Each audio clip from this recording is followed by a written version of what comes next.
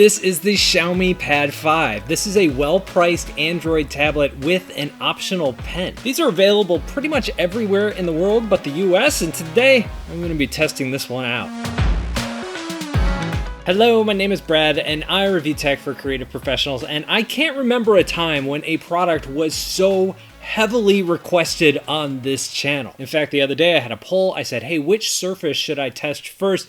And pretty much everybody said, you shouldn't. You should be testing Xiaomi instead. So here we are. Also, I'm going to be drawing somebody's character in this video. I want to shout out to Monica, aka Cats Are Awesome 145. Link down in the description if you want to draw this in your style too. If you want to be in one of my videos like this, just let me know by posting your character in the comments or on Twitter or Instagram and tag me. Now, according to my metrics, about half of you that watch this channel are in the US, and those of you who are probably right now wondering, what's a Xiaomi? Isn't that some kind of sponge? Xiaomi is one of the largest tech brands in the world, and they are growing fast. But they don't sell products here in the US because of reasons. But over the last year or two, they have been pumping out really good flagship phones and some really good budget phones for a good price. How did I get mine? Well, I tried grabbing one off of eBay, but it wasn't going to ship until like November. So I got hooked up with this one from my buddy Frankie Tech, who had a review over on his channel. So if you appreciate this review, go thank him by subscribing to his channel. I have reviewed a fair amount of Samsung Android tablets on this channel, and I like them.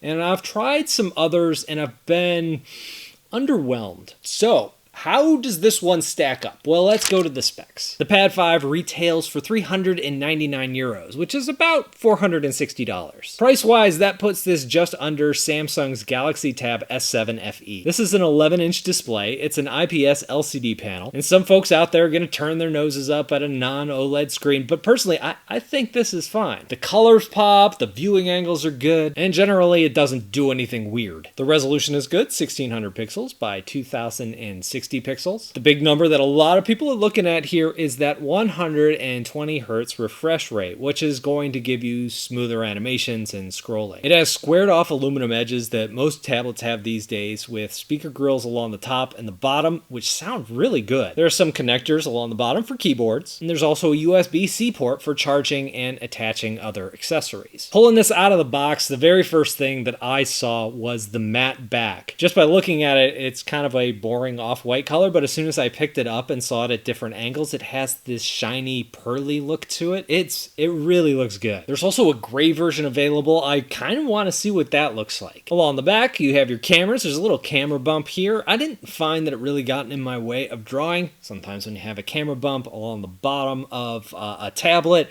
it could get a little tippy, but that only really happens when you're drawing or tapping along the far side, which you don't really do a whole lot. That back camera has 13 megapixels. I'm not really a photographer here, but pictures look good to me. The front-facing camera has 8 megapixels, and again, it looks solid for a front-facing camera. On the inside, you have a Snapdragon 860 and 6 gigabytes of RAM. It also comes with 120 gigabytes of storage, but you can up that to 256. Also worth noting here, if you need a ton of storage, this is not expandable like we've seen on a lot of Android tablets, so that's something to take note of. But what I really want to talk about here is the pen. The pen is sold separately. This is a battery-powered pen. Think Apple Pencil, but for Android. It even charges the same way by magnetically attaching along the side. Now, unlike Samsung's S Pen, this isn't going to work once the battery dies. Now, the good news is that it charges fast. 1 minute of charging is going to give you about 20 minutes of drawing use. There's one quirk when I was pairing this pen. It asked for my contacts, and I was like, no. Whenever some app asks for permissions to something it doesn't really need, it kind of freaks me out a little. I'm sure there's some feature tucked in here that I didn't see that needs my contacts, but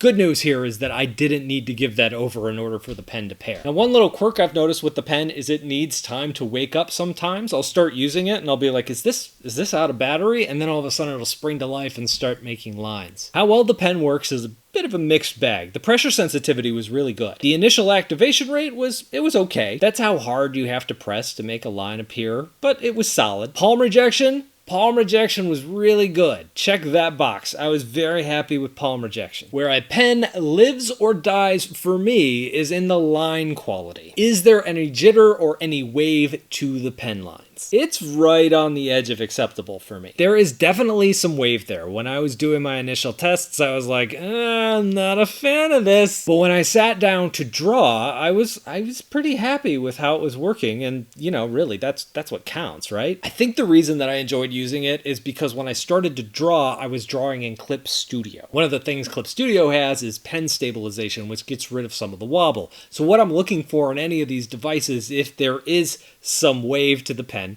which isn't that uncommon, is how easy is it to get rid of that wave. A few weeks ago, I reviewed some XP pen products. I had 2 of them, and when you looked at them next to each other when I was doing my pen test, they both had wave, but the touch version seemed to be much better about being able to kick that wave and get rid of it than the other version was. That seems to be what happened here. Occasionally I'd be going around a circle or doing a big arc and I'd notice a little bit of a wobble there that I didn't want, but for the most part, I thought the pen worked pretty well. Now this is something that's going to behave differently on an app-to-app basis. I mentioned Clip Studio and I had a good experience there. I went over to Huion Sketch and I thought it was a little bit wobblier there and I wasn't too thrilled with it. IBIS Paint X has a nice stabilizer. I got some really good lines in there. That was a great program. Artflow, Infinite Painter were both only just kind of okay. So yes, this does pass my test, but I want to kind of emphasize here just barely. And if the app that you're used to using on Android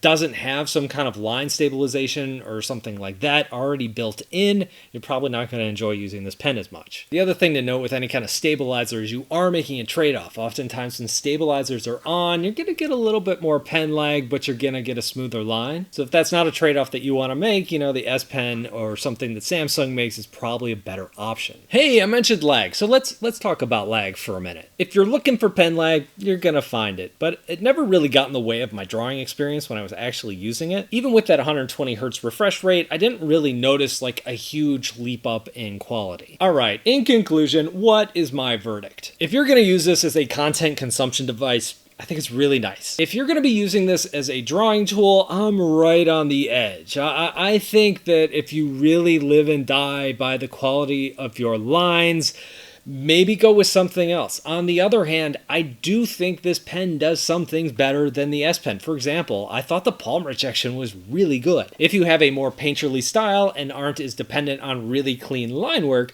you're probably going to enjoy this pen experience more than you would Samsung's. And I think the big details that most reviewers are looking at, they've more or less nailed, like the quality of the speakers. The screen looks good, even though it's not an OLED display. I do want to point out that refresh rate. This is something that a lot of reviewers get really excited about on tech YouTube, and I'm usually the bucket of cold water, and I'm gonna be the cold water guy again. So this is the first time I've used this particular flavor of Android. I'm mostly used to Samsung, and Samsung has pretty good animations. They're not quite as good as what Apple has on the iPhone and the iPad, but they're solid. They're really good. Here, I don't feel like the UI animations are as good. Some are. The way icons slide in and out, some of the little elements they put here and there, they look really good. But where does the refresh rate help the most? When you're scrolling through text. And I thought the text animation it felt very mechanical. It didn't have a lot of weight to it. This was happening on web pages. This was happening generally in the UI. There was no spring to it. And it really doesn't matter what the refresh rate is. If the animation is only meh, then you're not going to really benefit from it. So it's really cool to be able to put the number 120 Hertz on the box, but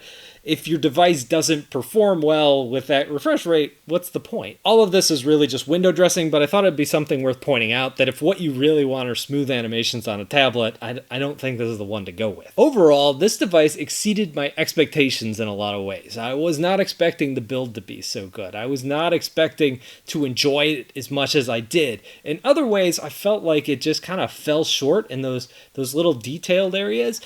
If you really love this brand and you can get a good price for this, I don't think it's a bad buy. I think it's great that there are more good Android tablets coming out and people are starting to pay attention to this category. So what do you think? Let me know down below in the comments. Thank you all for watching, and I'll talk to you in a couple of days.